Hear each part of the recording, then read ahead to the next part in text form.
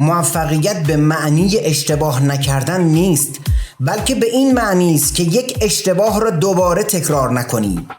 جورج برنارد شاو.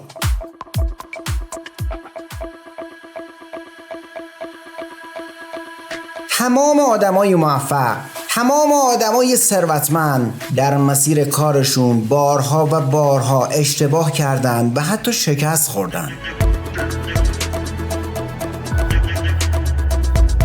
شکست، اشتباه جزئی از روند رشده.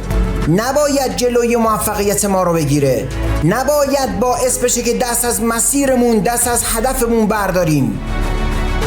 هر آدم موفقی، هر آدم ثروتمندی چالش ها و سختی ها رو داشته و بارها در مسیرش تصمیم اشتباه گرفته، عملکرد اشتباه داشته، اما هیچ وقت از مسیرش خارج نشده. راهی که باید بری رو برو. این چالش ها و این اشتباهات میان که من و تو رو قوی کنن، نمیان که باعث بشه جلوی رشدمون رو بگیرن. هر چالشی در زندگیمون به وجود اومده باعث شده ما قوی تر بشیم، باعث شده ما بهتر بشیم. چرا؟ چون وقتی برای حل کردن اون چالش ها قدم برمیداری، براش وقت میذاری، براش تلاش میکنی، باعث میشه تو ارتقا پیدا کنی، باعث میشه ما ارتقا پیدا کنیم. پس فکر نکن آدمای موفق اشتباه نکردن. فکر نکن آدمهای موفق اشتباه نداشتن. فکر نکن آدمهای موفق شکست نخوردن.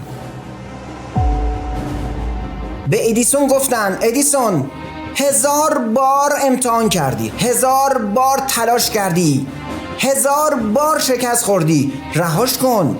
اگه میخواست بشه شده بود. اما ادیسون یه حرف زد، یه جمله گفت من 1000 راه ساخته نشدن لامپو پیدا کردم. پس من شکست نخوردم، بلکه باید برم دنبال راههای جدید. اونها تجربه ای بوده که باید اتفاق می افتاده. با اون تجربه ها میتونی راه و مسیر رو پیدا کنی. با اون تجربه ها میتونی خودتو پیدا کنی. با اون تجربه ها و شکست ها و چالش ها میتونی ارتقا پیدا کنی.